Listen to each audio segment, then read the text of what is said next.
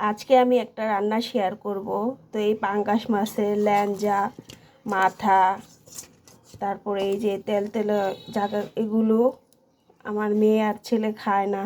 তো এগুলো সবসময় অন্য কাউকে দিয়ে দিই। তো আজকে আমি একটা বুদ্ধি বের করেছি যে এগুলি সিদ্ধ করে আজকে পাঙ্গাস মাছের কাবাব বানাবো, সেটা আপনাদের সাথে শেয়ার করব। তো এখন এগুলো আমি পানি দিয়ে সিদ্ধ করে নেব। এই তো আমার মাছটা বলক একটু করেছে, বেশি সিদ্ধ করা লাগবে না, অল্প সিদ্ধ করলেই হবে।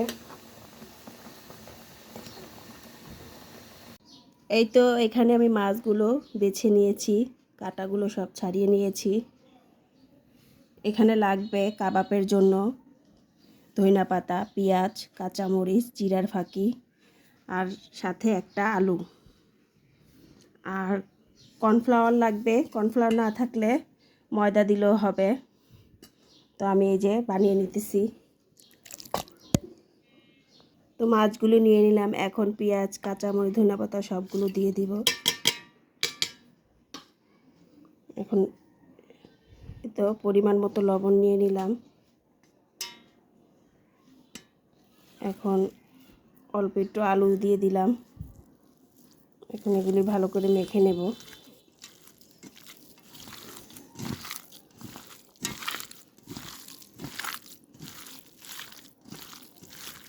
তো আলু পরিমাণ মতো দেখে তারপর দিবেন, বেশি দেওয়া যাবে না, তাহলে ছুটে যাবে। তো আমি একটা নিয়েছি, একটা আমার পুরোই লাগবে। এখানে সাথে একটু ময়দা দিয়ে নিলাম।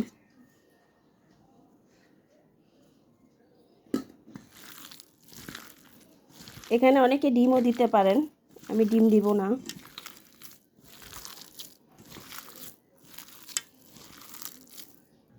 এই তো মাখানো শেষ, এখন গোল গোল আকৃতি দিয়ে নিব।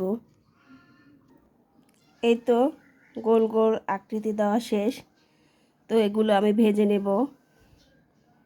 দেখতে কতটা ইয়ামি হয়েছে। এই তো কাবাবগুলো এখন আমি ভেজে নেব। তো এখানে তেল গরম করে নিয়েছি। তো একে একে কাবাবগুলো দিয়ে দিতেছি, পাঙ্গাস মাছের কাবাব। তো এই তো আমার ভাজা শুরু হয়ে গেছে। তো এক পিঠ উল্টিয়ে দিলাম, হয়ে গেছে এক পিঠ।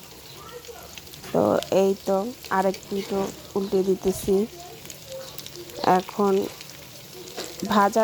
ভাজাটা মচমচা হইতেছে না, নরম নরম।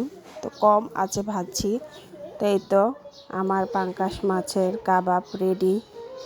তো ভাত দিয়ে খেতে অনেক ভালো লাগছে।